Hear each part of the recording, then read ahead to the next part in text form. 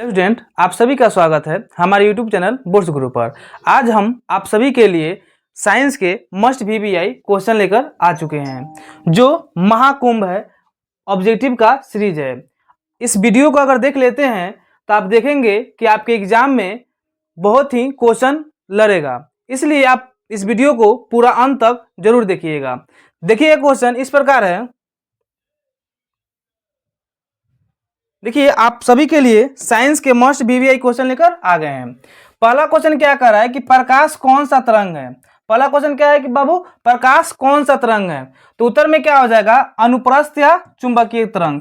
क्या हो जाएगा, अनुप्रस्थ या चुंबकीय तरंग। देखिए बच्चों, दूसरा क्वेश्चन है कि प्रकाश गमन करती है। प्रकाश गमन करते हैं, उत्तर इसका हो जाएगा सीधी रेखा में। प्रकाश किस तरह गमन करती है, प्रकाश जो होती है हमेशा सीधी रेखा में गमन करती है। देखिएगा, तीसरा नंबर क्वेश्चन क्या कर रहा है। तीसरा नंबर क्वेश्चन कर रहा है कि प्रकाश की चाल सबसे अधिक किस में होती है। बता दें आप सभी को कि प्रकाश की जो चाल होती है सबसे अधिक निर्वात में होती है। किस में होती है, निर्वात में होती है। 4 नंबर क्वेश्चन है कि निर्वात में प्रकाश की चाल कितनी होती है। निर्वात में प्रकाश की चाल कितनी होती है, तो 3 लाख किलोमीटर प्रति सेकेंड होती है। अगर आपसे मीटर में पूछ दे तो इस तरह आएगा 3 गुना 10 के पावर 8 मीटर प्रति सेकेंड। इसी तरह आपका एग्जाम में अगर इस तरह रहे तो आप ई टिक मार दीजिएगा, और इस तरह को क्वेश्चन रहे तो आप ई टिक मार दीजिएगा। अगला क्वेश्चन देखिएगा, 5 नंबर क्वेश्चन कर रहा है कि प्रकाश के परावर्तन के कितने नियम है। बाबू प्रकाश के परावर्तन के कितने नियम है, 2। प्रकाश के परावर्तन के कितने नियम है, 2। 6 नंबर क्वेश्चन है कि प्रकाश के परावर्तन के नियम से निर्धारित होता है। तो आपको बता दें कि प्रकाश के परावर्तन से क्या निर्धारित होता है कि जो आपतन कोण होता है किसके बराबर होता है, परावर्तन कोण। आपतन कोण बराबर होता है किसके, परावर्तन कोण के। अब थोड़ा समझिए आपतन कोण और परावर्तन कोण क्या होता है। मानिए प्रकाश आया और प्रकाश गया, यहाँ पे क्या होता है, यहाँ पे होता है अभिलंब। इधर जो होता है, इधर इसको कहते हैं जो आपतित किरण और अभिलंब के साथ जो कोण बनाता है इसको कहते हैं आपतन कोण, यानी इसको कोण आई से सूचित किया जाता है। और जो परावर्तित किरण हुआ और अभिलंब के साथ जो कोण बनाए उसे हम लोग कहते हैं परावर्तन कोण, यानी इसको सूचित किसे कहते हैं, आर से। यानी इसको कह सकते हैं कि कोण आई बराबर होता है कोण आर के। देखिएगा अगला क्वेश्चन, 7 नंबर क्वेश्चन क्या कर रहा है। 7 नंबर क्वेश्चन कर रहा है कि समतल दर्पण द्वारा बना प्रतिबिंब होता है। तो समतल दर्पण द्वारा बना प्रतिबिंब कैसा होता है, काल्पनिक। समतल दर्पण द्वारा बना प्रतिबिंब कैसा होता है, काल्पनिक। कुछ बातें इसमें जान लीजिए समतल दर्पण के बारे में। समतल दर्पण में जो वस्तु दूरी होती है हमें वस्तु दूरी प्रतिबिंब दूरी की बराबर होती है। अगला क्वेश्चन देखिएगा, 8 नंबर क्वेश्चन कर रहा है कि दर्पण के सामने किसी भी दूरी पर स्थित वस्तु का प्रतिबिंब सीधा प्रतीत होता है तो वह दर्पण होगा। क्या होगा, समतल या तो उत्तल। कौन सा दर्पण होगा, समतल या तो उत्तल। इस वीडियो में आप लोग के लिए लगभग 100 क्वेश्चन से भी अधिक क्वेश्चन है इसमें, तो इसलिए इस वीडियो को जरूर देखिएगा। आपके एग्जाम और पीयू से बहुत इंपॉर्टेंट क्वेश्चन है। 9 नंबर क्वेश्चन क्या कर रहा है कि समतल दर्पण की फोकस दूरी होती है। तो समतल दर्पण की फोकस दूरी क्या होती है, अनंत। 10 नंबर क्वेश्चन क्या कर रहा है, 10 नंबर कर रहा है कि अवतल दर्पण के सामने वस्तु को कहां रखा जाए ताकि प्रतिबिंब उल्टा, वास्तविक और समान आकार के बने। तो आपको बता दें, अगर वस्तु को वक्रता केंद्र पर रखते हैं, वस्तु कहां रखते हैं, वक्रता केंद्र पर, जो उसका किस तरह बनेगा, वक्रता केंद्र पर रखेंगे तो जो प्रतिबिंब बनेगा कैसा बनेगा, उल्टा बनेगा, वास्तविक बनेगा और समान आकार के बनेगा। अगला क्वेश्चन देख लीजिएगा, 11 नंबर क्या कर रहा है, 11 नंबर कर रहा है कि उत्तल दर्पण द्वारा बना प्रतिबिंब होता है। तो आपको बता दें जो उत्तल दर्पण द्वारा बना प्रतिबिंब कैसा होता है, सीधा होता है और काल्पनिक होता है और छोटा होता है। कैसा होता है उत्तल दर्पण, हमेशा कैसा प्रतिबिंब बनता है, सीधा बनता है, काल्पनिक बनता है और वस्तु से छोटा बनता है। पूछ देगा आप लोग से दर्पण सूत्र बताइए। 12 नंबर क्वेश्चन क्या करे कि दर्पण सूत्र। तो दर्पण सूत्र क्या हो जाएगा, 1/v क्या हो जाएगा, 1/v प्लस 1/u बराबर क्या हो जाएगा, 1/f। ठीक है। अगला क्वेश्चन देखिए, 13 नंबर क्वेश्चन कह रहा है, 3 नंबर क्वेश्चन है कि दाढ़ी बनाने के लिए कौन सा दर्पण उपयुक्त होता है? तो बता दें बच्चों कि दाढ़ी बनाने के लिए कौन सा दर्पण उपयुक्त होता है? अवतल दर्पण। अवतल दर्पण के एक और उपयोग होता है अवतल दर्पण का, जो हम लोग चिकित्सा क्षेत्र में करते हैं, नाक कान जो होते हैं उसके आंतरिक भाग में जांच करने के लिए। उसके बाद है 14 नंबर क्वेश्चन क्या करे कि लेंस सूत्र बताइए क्या होता है। तो आपको बताते हैं दर्पण जो सूत्र होता है दर्पण वो होता है 1/v प्लस 1/u बराबर 1/f। ये आपको हुआ दर्पण सूत्र। ये क्या हुआ? दर्पण सूत्र हुआ। और क्या होता है इसके बाद पूछा आप लोग से लेंस सूत्र। क्या पूछा है? लेंस सूत्र। तो लेंस सूत्र क्या हो जाएगा? 1/v माइनस 1/u बराबर 1/f। यानी आपको बता दे जो दर्पण सूत्र में यहाँ पे प्लस होता है और लेंस सूत्र में यहाँ पे क्या होता है? माइनस का चिन्ह होता है। याद रखिएगा, ठीक है। 15 नंबर क्वेश्चन देखिए। 15 नंबर क्वेश्चन है किसी कार के अग्रदीप में प्रयुक्त दर्पण है। तो बता दे अग्रदीप में कौन सा दर्पण उपयोग होता है? उत्तल दर्पण। मानिए कोई भी कार होता है उसके बगल में जो शीशा होता है उसमें हम लोग क्या देखते हैं कि पीछे से गाड़ी आ रहा है कि नहीं आ रहा है, तो उसको हम देखने के लिए किस दर्पण को वहां पे कौन सा दर्पण उपयोग होता है? उत्तल दर्पण। आगे क्वेश्चन देखिएगा 16 नंबर क्वेश्चन कह रहा है कि किस दर्पण का उपयोग में होता है गाड़ियों में साइड मिरर के रूप में होता है। थोड़ा क्वेश्चन मिस्टेक है, यानी पूछ रहा है कि गाड़ियों के साइड मिरर में किस दर्पण का उपयोग होता है। तो आपको बता दे उत्तल दर्पण का। किस दर्पण के? उत्तल दर्पण के। 17 नंबर कह रहा है कि नई कार्तीय परिपाटी के अनुसार दर्पण के सामने रखे गए बीम की दूरी ली जाती है। तो बता दे कैसा होती है? ऋणात्मक। क्या ली जाती है? ऋणात्मक। 18 नंबर क्वेश्चन कर रही है कि किस दर्पण की फोकस दूरी धनात्मक होती है। तब आपको बता दे जो उत्तल दर्पण होती है उसकी फोकस दूरी धनात्मक होती है और अवतल दर्पण जो होती है उसकी फोकस दूरी ऋणात्मक होती है। और आपको बताएं कि जो समतल दर्पण होती है उसकी फोकस दूरी अनंत होती है। तो याद रहेगा, याद क्या करना है कि जो उत्तल दर्पण होती है उसकी फोकस दूरी धनात्मक, अवतल दर्पण की फोकस दूरी ऋणात्मक और समतल दर्पण की फोकस दूरी अनंत होती है। चलिए अगला क्वेश्चन देखिए। अगला क्वेश्चन क्या कर रहा है? 19 नंबर क्वेश्चन कर रहा है कि यदि किसी के वस्तु का आवर्धन ऋणात्मक है तो उस प्रतिबिंब की प्रकृति क्या होगी। तो आपको बता दे कैसन होगा? वास्तविक होगा और उल्टा होगा। 20 में क्या कर रहा है कि दंत विशेषज्ञ किस दर्पण का उपयोग मरीजों के दांतों का बड़ा प्रतिबिंब देखने के लिए करते हैं। तो आपको बता दें किस दर्पण का? अवतल दर्पण को। अभी थोड़ा देर पहले बताए हैं कि जो जितने भी डॉक्टर लोग होते हैं कि दांत और कान के जो आंतरिक भाग होता है उसको नजदीक अगर देखने के लिए हम लोग किस दर्पण का उपयोग करते हैं? अवतल दर्पण का। अगला क्वेश्चन देखिए 21 में क्या कर रहा है? 21 में क्वेश्चन कर रहा है कि गोलीय दर्पण परावर्तक पृष्ठ की वृत्ताकार सीमा रेखा का व्यास कहलाता है। तो आपको बता दे क्या कहलाता है? गोलीय दर्पण का द्वारा कहलाता है। क्या कहलाता है? गोलीय दर्पण का द्वारा कहलाता है। 22 नंबर कह रहा है कि हजामत के लिए किस दर्पण का उपयोग होते हैं। बताइए। आप लोग आराम से जाते हैं सैलून में और आराम से बैठ जाते हैं और बाल कटवा लेते हैं। कभी सोचे हैं कि जो आगे हम लोग के सामने दर्पण लगा रहता है वो कौन सा दर्पण होता है? तो आपको बता दे जो दर्पण होता है कौन दर्पण होता है? अवतल दर्पण। कौन सा दर्पण होता है? अवतल दर्पण। आगे देखिएगा 23 नंबर क्वेश्चन कर रहा है कि काल्पनिक प्रतिबिंब होता है। तो काल्पनिक प्रतिबिंब कैसा होता है? बच्चों बताओ कि काल्पनिक प्रतिबिंब कैसा होता है? सीधा। तो आपसे एग्जाम में पूछ दे कि काल्पनिक प्रतिबिंब सीधा होता है, आपसे पूछ दे कि वास्तविक प्रतिबिंब कैसा होता है, तो आप लोग कहिए कि वास्तविक प्रतिबिंब हमेशा उल्टा बनता है। ठीक है। 24 नंबर क्वेश्चन देखिएगा।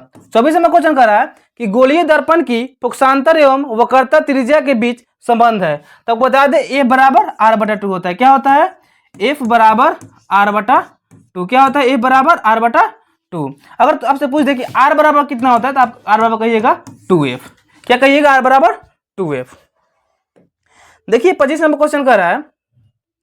25 नंबर क्वेश्चन क्या कह रहा है कि किसी बीम का अवतल दर्पण द्वारा बना प्रतिबिंब आभासी, सीधा तथा बड़ा पाया गया वस्तु की स्थिति कहाँ होनी चाहिए। तो आपको बता दें दर्पण के ध्रुव तथा मुख्य फोकस के बीच होना चाहिए। कहाँ होना चाहिए? दर्पण के ध्रुव और मुख्य फोकस के बीच होना चाहिए। 26 नंबर क्वेश्चन देखिए। किस दर्पण से दूर की वस्तु का प्रतिबिंब सदैव सीधा बनता है। तो आपको बता दें जो समतल और उत्तल दर्पण होता है उसका जो प्रतिबिंब होता है हमेशा सीधा बनता है। हमेशा कैसा बनता है? सीधा बनता है। अगला क्वेश्चन देखिएगा 27 नंबर। 27 नंबर है कि अवतल दर्पण की फोकस दूरी होती है, तो अवतल दर्पण की फोकस दूरी क्या होती है बाबू? ऋणात्मक। क्या होती है? ऋणात्मक। अगला क्वेश्चन देखिएगा 28 नंबर। 28 नंबर क्वेश्चन क्या कर रहा है? 28 नंबर क्वेश्चन कर रहा है कि किस दर्पण से हमेशा वस्तु से छोटा प्रतिबिंब प्राप्त होता है? तो किस दर्पण से? उत्तल दर्पण से। किस दर्पण से? उत्तल दर्पण से। 29 नंबर कह रहा है, 29 नंबर कि वायु में प्रकाश की चाल निर्वात की अपेक्षा होती है, तो आपको बता दें कम होती है। आपको बता दें कि जो निर्वात में प्रकाश की चाल होती है वो सबसे अधिक होती है और वायु में क्या होगी? उससे कम होगी। ठीक है। 30 नंबर क्वेश्चन देखिए। 30 नंबर क्वेश्चन कर रहा है कि प्रकाश की चाल विभिन्न माध्यमों में होता है, तो विभिन्न माध्यमों में होता है, अलग अलग होता है, यानी भिन्न भिन्न होता है। अगला क्वेश्चन देखिए 31 नंबर। 31 नंबर क्वेश्चन क्या कर रहा है? 31 नंबर क्वेश्चन कर रहा है कि तालाब का जल कम गहरा दिखाई देने का कारण क्या होता है? तो होता है अपवर्तन के कारण। आप लोग देखे होंगे, कभी तालाब के पास गए होंगे, कहीं साफ पानी रहता है तो क्या दिखता है कि बहुत कम गहरा है। अब जब उसमें कोई भी व्यक्ति जाता है, चाहे जब हम लोग उसको मापते हैं तो मालूम चलता है कि वो गहरा ज्यादा है। तो कम गहराई किससे मालूम चलता है? जो अपवर्तन के कारण हम लोग को जो जल के गहराई होती है वो कम प्रतीत होती है। 32 नंबर क्वेश्चन देखिए। किसी लेंस द्वारा उत्पन्न आवर्धन का ऐसा ही मात्रक क्या होता है? मात्रक विहीन, यानी मात्रक नहीं होती है। 33 नंबर क्या कर रहा है कि लेंस के मुख्य फोकस की संख्या होती है, तो लेंस की मुख्य फोकस कितनी होती है? 2। लेंस की मुख्य फोकस कितनी होती है? 2। 34 नंबर क्वेश्चन कर रहा है कि अवतल लेंस का आवर्धन m बराबर होता है, तो अवतल लेंस की आवर्धन कितना होता है? m बराबर v/u। क्या होता है? m बराबर v/u। 35 नंबर क्वेश्चन देखिए कि किसी माध्यम के अपवर्तनांक, इसको बोलते हैं म्यू, का मान होता है, तो आपको बता दे जो किसी माध्यम का अपवर्तनांक मान कितना होता है? sin i/sin r होता है। आगे क्वेश्चन देखिएगा 36 नंबर। 36 नंबर क्वेश्चन क्या कह रहा है? कह रहा है कि किसका अपवर्तनांक सबसे अधिक होता है? तो बाबू किसका अपवर्तनांक सबसे अधिक होता है? जो हीरा होता है उसका अपवर्तनांक जो होता है सबसे अधिक होता है, लगभग 2.42 होता है। कितना होता है? 2.42 होता है। आगे क्वेश्चन देखिएगा 37 नंबर। 37 नंबर क्वेश्चन क्या कह रहा है? कह रहा है कि किस लेंस को अभिसारी लेंस कहते हैं? तो आपको बता दे जो उत्तल लेंस होती है उसे क्या कहते हैं? अभिसारी लेंस कहते हैं। इस वीडियो को आप अंत तक जरूर देखिएगा, इसलिए कि इसमें आप 100 से भी ऊपर आपके लिए VBI क्वेश्चन लेकर आए हैं। इस देखिए 38 नंबर क्वेश्चन क्या कर रहा है? 38 नंबर क्वेश्चन कर रहा है किस लेंस को अपसारी लेंस कहते हैं? तब बाबू बता दें जो अवतल लेंस होती है उसको हम लोग अपसारी लेंस कहते हैं। याद रखिएगा, क्या याद रखिएगा कि अभिसारी लेंस किसे कहते हैं? तो उत्तल लेंस को अभिसारी लेंस, और अपसारी लेंस किसे कहते हैं? तो याद रखिएगा अवतल लेंस को क्या कहते हैं? अपसारी लेंस कहते हैं। 39 नंबर क्वेश्चन देखिए, कौन लेंस की क्षमता का मात्रक है? वो बता दें लेंस की क्षमता का मात्रक क्या होता है? डायोप्टर। क्या होता है? डायोप्टर। किस लेंस की फोकस दूरी धनात्मक होती है? अब किस लेंस की फोकस दूरी? तो यानी उत्तल लेंस जो होती है उसकी फोकस दूरी कैसी होती है? धनात्मक होती है। आगे क्वेश्चन देखिए 41 नंबर। 41 नंबर क्वेश्चन क्या कर रहा? किस माध्यम में प्रकाश की चाल अधिक होती है? किस माध्यम में? तो जो निर्वात होती है उसमें प्रकाश की जो चाल होती है क्या होती है? सबसे अधिक होती है। आगे देखिए 42 नंबर क्वेश्चन क्या कह रहा है कि शब्दकोश के छोटे अक्षरों को पढ़ने के लिए किस लेंस का उपयोग करना पसंद करेंगे? तो बता दे 5 सेंटीमीटर वाला उत्तल लेंस। याद रखिएगा कि जो छोटा छोटा अक्षर लिखा रहता है तो हम लोग उसको बड़े देखने के लिए तो किस लेंस का उपयोग करते हैं? तो हमेशा हम लोग उत्तल लेंस का उपयोग करते हैं। 43 नंबर क्वेश्चन क्या कर रहा है कि एक उत्तल लेंस की फोकस दूरी 20 सेंटीमीटर है, इसकी क्षमता क्या होगी? क्या होगी? +5 डायोप्टर होगी। बता दें आपको इससे माने लेंस की क्षमता क्या होती है? लेंस की क्षमता का फॉर्मूला क्या होता है? 1/f, यानी होता है मीटर में, और इसको डायोप्टर में बदलेंगे तो क्या हो जाएगा? 100/, कितना हो जाएगा? f हो जाएगा। ये भी हो जाएगा मीटर में, ये डायोप्टर हो जाएगा। डायोप्टर यानी 100 का 100 लिखेंगे और हम लोग कितना दिया है? 20 सेंटीमीटर, यानी 20 कटेगा तो कितना हो जाएगा? 20 × सही यानी 5, यानी कितना आ गया प्लस में 5 डायोप्टर आंसर हम लोग का आ जाएगा। आगे देखिएगा 44 नंबर, 44 में क्वेश्चन कह रहा है कि कौन सा पदार्थ लेंस बनाने में प्रयुक्त नहीं किया जा सकता है। तो आपको बता दे जो मिट्टी होती है उससे हम लोग लेंस नहीं बना सकते हैं। 45 में क्वेश्चन क्या कर रहा है कि प्रकाश के अपवर्तन के कितने नियम हैं। तो बाबू प्रकाश के अपवर्तन के कितने नियम 2, ठीक है। 46 में क्वेश्चन देखिए किस लेंस के द्वारा सिर्फ काल्पनिक प्रतिबिंब बनता है। तो बाबू बता दे जो अवतल लेंस होती है इससे हमेशा काल्पनिक ही प्रतिबिंब बनता है। आगे देखिए ऐसे में क्वेश्चन कर रहा है कि एक एंगस्ट्रम का मान होता है। तो एक एंगस्ट्रम का मान क्या होता है 10 के पावर माइनस 10 मीटर होता है। कितना होता है 10 के पावर माइनस 10 मीटर होता है। अगला में क्वेश्चन कर रहा है कि एक उत्तल लेंस होता है। एक उत्तल लेंस क्या होता है किनारों की अपेक्षा बीच में मोटा होता है। उत्तल लेंस क्या होता है देखिए आप,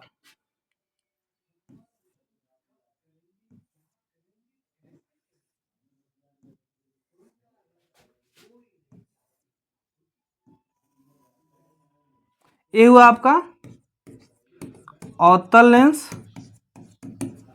और ये हुआ उत्तल लेंस।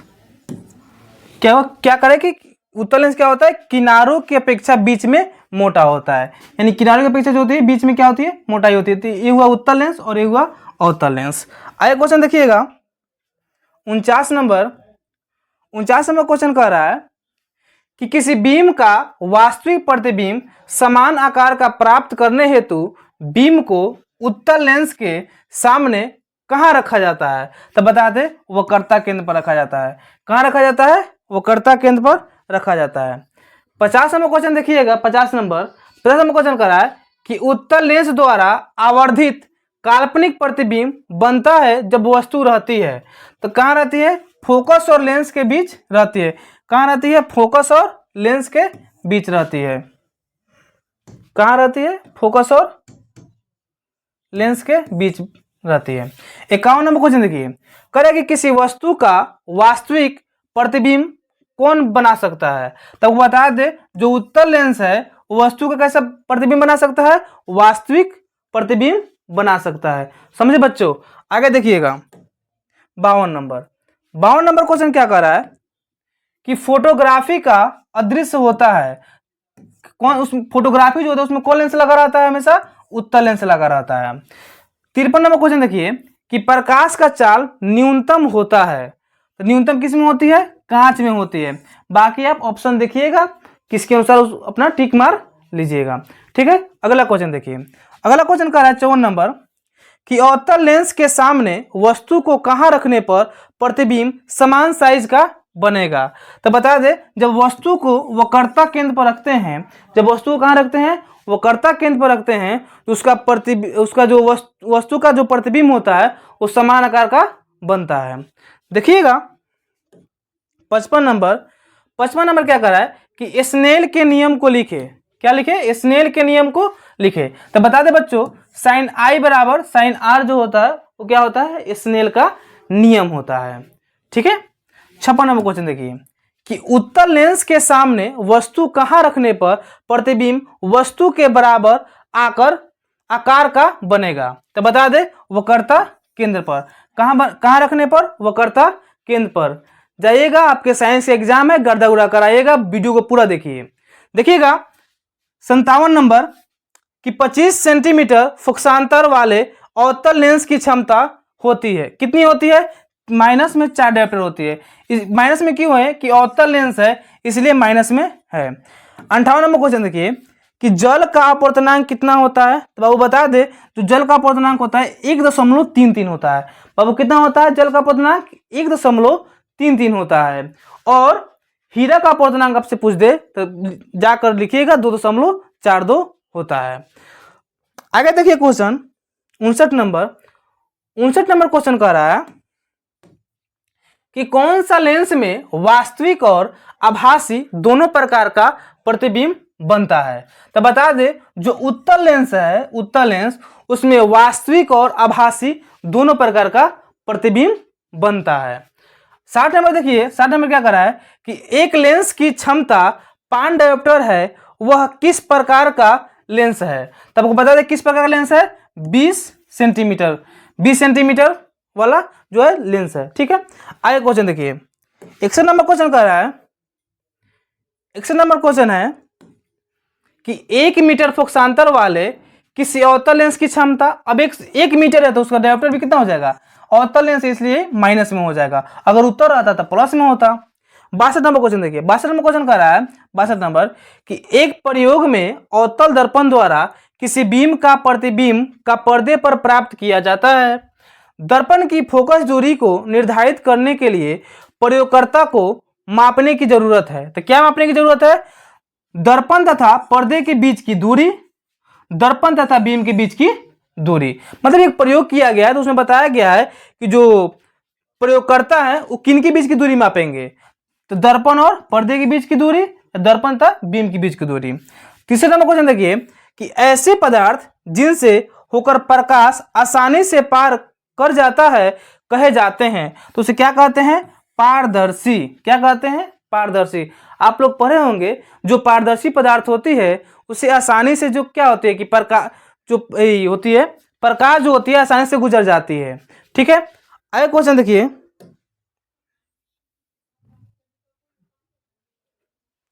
आगे क्वेश्चन क्या कर रहा है, 64 नंबर कि किस दर्पण द्वारा किसी वस्तु का वास्तविक प्रतिबिंब मिल सकता है।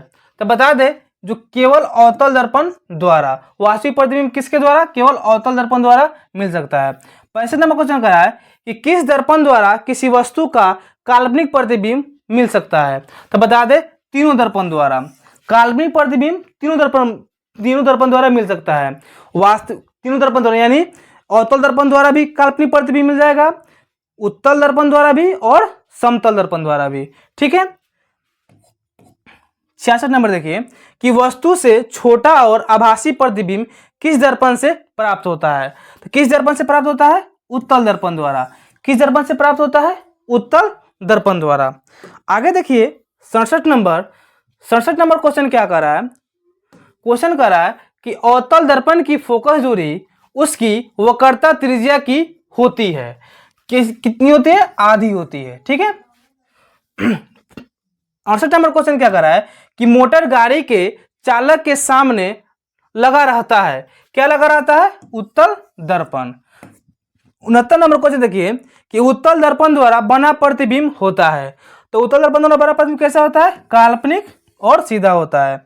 संबंध क्या होता है कि a बराबर r/2 सत्य है किसके लिए, अवतल और उत्तल दर्पण दोनों के लिए। तो आपको बता दें जो a बराबर r/2 है, a बराबर r/2, ये जो संबंध है किसके लिए, अवतल दर्पण और उत्तल दर्पण द्वारा दोनों के लिए सही है।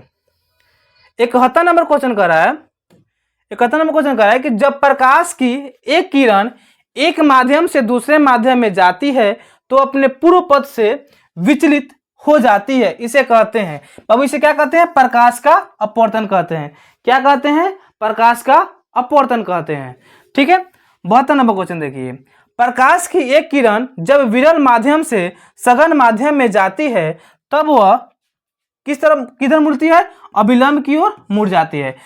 अब ध्यान देखिए कि अभिलंब की ओर कब मुड़ती है, क्या बताया है कि प्रकाश की किरण जब विरल माध्यम से सघन माध्यम में, विरल माध्यम से सघन माध्यम, और अगर इसी को उल्टा पूछ दे कि सघन माध्यम से जब विरल माध्यम में कोई किरण जाएगा तो किस अभिलंब, पहले देखिए विरल माध्यम से जब सघन माध्यम में जा रही है तो अभिलंब की ओर मुड़ जा रही है, अगर सघन माध्यम से जब विरल माध्यम में आएगी तो अभिलंब से दूर भागेगी, क्या भागेगी, अभिलंब से दूर भागेगी। 73 नंबर क्वेश्चन देखिए, 73 नंबर क्वेश्चन क्या है कि जब प्रकाश की किरण दो माध्यमों को अलग करने वाले सतह पर लंबवत पड़ती है तो क्या होती है, बिना मुड़े सीधे निकल जाती है। क्या होती है, मूर्ति कहीं नहीं है, सीधे निकल जाती है। 74 नंबर क्वेश्चन देखिए कि पानी से भरी बाल्टीन का गहराई कम मालूम पड़ने का कारण क्या है, प्रकाश का अपवर्तन के कारण। क्या होता है, कभी कभी आप देखे होंगे कि बाल्टी में पानी रखा रहता है, अगर उसमें देखिएगा, इस तरह देखिएगा, नॉर्मल देखिएगा तो लगेगा कि पानी वहाँ कम है, लेकिन जब उसमें मापा जाता है तो पानी की गहराई क्या मालूम पड़ता है कि पानी उसमें ज्यादा है। तो किस कारण से कम दिखाई पड़ता है, प्रकाश के अपवर्तन के कारण। 75 नंबर क्वेश्चन देखिए कि जब प्रकाश की किरण सघन माध्यम से विरल माध्यम में जाती है तब क्या होती है? अभिलंब से दूर मुड़ जाती है। क्या होती है? अभिलंब से दूर मुड़ जाती है। अगला क्वेश्चन देखिएगा 76 नंबर कि मानव नेत्र के लिए दृष्टि का अस्थायित्व होता है, तो बता दें 1/16 सेकेंड। क्या होता है? 1/16 सेकेंड। चलिए बाबू नेक्स्ट क्वेश्चन देखिएगा। नेक्स्ट क्वेश्चन कह रहा है 77 नंबर। 77 नंबर क्वेश्चन कह रहा है कि किसी वस्तु का प्रतिबिंब कहाँ बनता है? किसी वस्तु का प्रतिबिंब कहाँ बनता है? तो हमेशा कहाँ बनता है? रेटिना पर। किसी वस्तु का प्रतिबिंब कहाँ बनता है? रेटिना पर। 78 नंबर क्वेश्चन देखिए कि नेत्र में प्रवेश करने वाली प्रकाश किरणों का अधिकांश अपवर्तन होती है, तो बाबू कहाँ होती है? कर्निया के बाहरी पृष्ठ पर। कर्निया के बाहरी पृष्ठ पर। देखिएगा 69 नंबर क्वेश्चन है। 79 नंबर पुतली के साइज को कौन नियंत्रित करता है? पुतली के साइज को कौन नियंत्रित करता है? तो परितारिका जो होती है पुतली के साइज के क्या करती है? नियंत्रित करता है। आंख का व्यवहार होता है। 80 नंबर क्वेश्चन क्या कर रहा है कि आंख का व्यवहार होता है तो उत्तल लेंस की तरह। आंख का व्यवहार कैसा होता है? उत्तल लेंस की तरह। 81 नंबर क्वेश्चन कर रहा है कि मानव नेत्र में किस प्रकार का लेंस पाया जाता है? तो बता दे मानव नेत्र में किस प्रकार का लेंस? उत्तल लेंस। तो याद रहेगा बाबू कि मानव का जो नेत्र होता है उसमें किस प्रकार के लेंस पाया जाता है? उत्तल लेंस पाया जाता है। ठीक है, आगे क्वेश्चन देखिएगा 82 नंबर। 82 नंबर क्वेश्चन कह रहा है कि एक स्वस्थ आंख की दूरबिंदु होती है, तो आंख की दूरबिंदु कितनी होती है? अनंत। आंख की दूरबिंदु कितनी होती है? अनंत। अगर आपसे पूछे कि हम अपने दोनों आंख से 50 किलोमीटर देख सकते हैं, तो बताइए बाबू कि अगर एक आंख मूंद लेंगे तो हम कितना दूरी तक देख सकते हैं? कमेंट करके जरूर बताइएगा। चलिए क्या बताए हैं? 82 में क्वेश्चन क्या था कि एक स्वस्थ आंख की दूरबिंदु होती है कितना? अनंत। 83 नंबर क्वेश्चन देखिए कि समान दृष्टि के वयस्क के लिए सुस्पष्ट दर्शन की अल्पतम दूरी लगभग होती है, तो कितनी होती है? 25 सेंटीमीटर। बताइए बाबू क्या इसमें क्या बता रहा है? कह रहा है कि आप न्यूनतम दूरी, मतलब आप स्वस्थ मनुष्य है, आंख भी आपका सही है, आप कितने न्यूनतम दूरी तक आप साफ साफ देख सकते हैं? तो कितना दूरी तक? केवल 25 सेंटीमीटर न्यूनतम दूरी तक आप साफ साफ किसी वस्तु को देख सकते हैं। अगर उसके और नजदीक लाइएगा तो धुंधलापन दिखाई देने लगेगा। इसलिए बच्चों कहते हैं कि मोबाइल थोड़ा दूर करके ही देखें। आगे देखिए 84 नंबर क्वेश्चन कर रहा है कि नेत्र द्वारा किसी वस्तु का कैसा प्रतिबिंब बनता है? कैसा प्रतिबिंब बनता है? वास्तविक, उल्टा तथा छोटा बनता है। ठीक है, आगे देखिएगा 85 नंबर। 85 नंबर क्वेश्चन क्या कह रहा है कि निकट दृष्टि दोष दूर करने के लिए चश्मे में कौन सा व्यवहार होता है? कौन सा व्यवहार होता है? अवतल लेंस। कौन सा व्यवहार? अवतल लेंस। क्वेश्चन क्या पूछा आपसे कि निकट दृष्टि दोष। क्या क्वेश्चन पूछा कि मानिए किसी को निकट दृष्टि दोष हो गया, उसको अब दूर करना है, तो उस चश्मा में कौन लेंस लगाएगा? अवतल लेंस। कौन लेंस? अवतल लेंस। अगर आपसे पूछ दे कि किसी को दूर दृष्टि दोष का ये हो गया, देखिए 86 में क्वेश्चन वही कह रहा है। 86 में क्वेश्चन कह रहा है कि किस लेंस का उपयोग कर दीर्घ दृष्टि दोष का संशोधित किया जाता है? मानिए किसी का दूर दृष्टि दोष हो गया तो उसको कौन सा लेंस चाहिए? उत्तल लेंस। कौन सा लेंस? उत्तल लेंस। और निकट दृष्टि दोष के लिए अवतल लेंस। ठीक है, 87 नंबर क्वेश्चन देखिए कह रहा है कि किस दृष्टि दोष को अवतल और उत्तल दोनों लेंसों से बनी द्विफोक्सी लेंस द्वारा संशोधित किया जा सकता है? तो जो ज्यादा दृष्टि दोष है इसे हम लोग अवतल और उत्तल दोनों लगाकर दूर कर सकते हैं। आगे देखिए 88 नंबर। 88 नंबर क्वेश्चन कर रहा है कि जो नेत्र निकट स्थित वस्तु को साफ नहीं देख पाता है उस नेत्र में होता है, तो कौन सा नेत्र होता है? दूरदृष्टि दोष। इसमें बच्चे बहुत कंफ्यूजन होते हैं। उसमें क्या कंफ्यूजन होते हैं कि जब एग्जाम में क्वेश्चन आता है कि बताइए कि कोई भी किसी वस्तु, कोई भी जो व्यक्ति होते हैं उनके निकट की वस्तु दिखाई नहीं दे रहा है, तो बताओ बच्चों उनकी जो दोष है कौन दोष है? तो दूरदृष्टि दोष है। कौन सा दोष? अब ध्यान देखिए कि जब कोई भी वस्तु जब निकट के दिखाई ना दे तो उसको हुआ दूरदृष्टि दोष। कौन सा दोष? दूरदृष्टि दोष। 89 नंबर देखिए कि किस रंग का विचलन न्यूनतम होता है। तो आपको बता दें जो लाल रंग होती है इसकी विचलन न्यूनतम होती है। 90 नंबर क्वेश्चन करा है कि श्वेत रंग कितने रंगों के मेल से बना होता है। तो श्वेत रंग कितने रंग से, 7 रंग से मिलकर बना होता है। आगे देखिए 91 नंबर क्वेश्चन कर रहा है कि एक स्पेक्ट्रम प्राप्त करने के लिए किस का उपयोग होता है। तो प्रिज्म का उपयोग होता है। किसका उपयोग होता है, प्रिज्म का। 92 नंबर क्वेश्चन कर रहा है कि स्पेक्ट्रम में किस रंग के किरण का झुकाव अधिक होता है। तो बता दे जो बैगनी रंग का जो किरण होता है स्पेक्ट्रम में सबसे झुकाव ज्यादा होता है। ऊपर नहीं है बैजानी हपी नाला, वही वाला इसमें है। तो जो लाल होता है उसका झुकाव कम होता है और बैगनी का झुकाव क्या होता है, सबसे अधिक होता है। 93 नंबर क्वेश्चन देखिएगा कि प्रकाश का प्राथमिक वर्ण है। तो क्या होता है, लाल, हरा और नीला। ठीक है।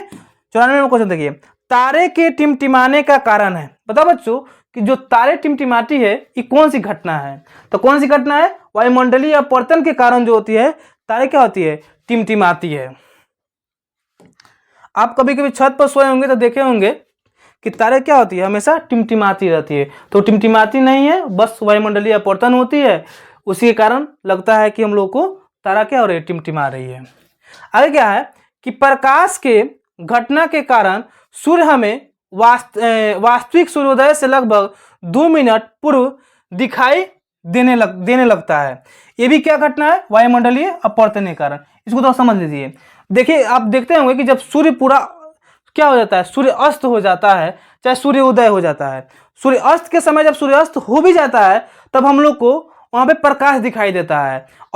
और क्या होता है, सूर्य उदय होने से भी पहले हम लोग जब सामने देखेंगे तो पूरा प्रकाश फैली रहती है। तो कौन सा कारण होती है, वायुमंडलीय अपवर्तन के कारण ऐसी होता है। 96 नंबर क्वेश्चन क्या कर रहा है, 96 नंबर क्वेश्चन कर रहा है कि तारों का टिमटिमाना प्रकाश की किस घटना, अभी बताएं किस घटना, वायुमंडलीय अपवर्तन। 97 नंबर क्वेश्चन कर रहा है कि वायुमंडल में कौन सा वर्ण अधिक परिकिरण करता है। तो कौन सा रंग, नीला। कौन सा रंग, नीला। अब जानते हैं कि जो आकाश का रंग जो कैसन होता है, नीला होता है। अब नीला क्यों होता है, तो पृथ्वी पर क्या होती है, जल की मात्रा बहुत ज्यादा है, इसलिए जो आकाश का रंग होता है नीला होता है, नीला दिखाई पड़ता है। जब सूर्य का प्रकाश वायुमंडल से गुजरता है तो वायु को सूक्ष्म कण किस रंग के प्रकाश को अधिक प्रबल से परिकिरण करता है। तो किस से, नीला। 99 नंबर क्वेश्चन देखिए कि प्रकाश के किस रंग का तरंग दर सबसे अधिक होता है। तो किस का, लाल। 100 नंबर क्वेश्चन देखिए, 100 नंबर क्वेश्चन कर रहा है कि चंद्रमा पर खड़े अंतरिक्ष यात्री को आकाश प्रतीत होता है। अब कोई चंद्रमा पर खड़ा है, अब जब वो कोई व्यक्ति को चंद्रमा पर खड़ा है तो उसको पूरा आकाश कैसा दिखाई देगा, पूरा काला दिखाई देगा। कैसा दिखाई देगा, काला दिखाई देता है। किस कलर का, काला। 101 नंबर क्वेश्चन देखिए कि किसी कोलाइडी विलयन में निलंबित कोनों से प्रकाश के परिकिरण को कहा जाता है। क्या कहा जाता है, टिंडल प्रभाव। क्या कहा जाता है बाबू, टिंडल प्रभाव। तो ये आपके रहे 101 क्वेश्चन। अगर इसी तरह वीडियो अगर और चाहते हैं तो कमेंट करके जरूर बताइएगा कि सर इस तरह वीडियो और लाते रहिए और एग्जाम की तैयारी अच्छे से कीजिए। ये वीडियो आप सभी के लिए फिर लाएंगे, इसलिए चैनल से जुड़ जाइए। अगर अभी तक हमारे चैनल बोर्ड्स गुरु को सब्सक्राइब नहीं किए हैं तो चैनल को सब्सक्राइब कर लीजिए और बेल आइकन दबाना मत भूलिएगा। मिलते हैं नेक्स्ट वीडियो में, तब तक के लिए धन्यवाद।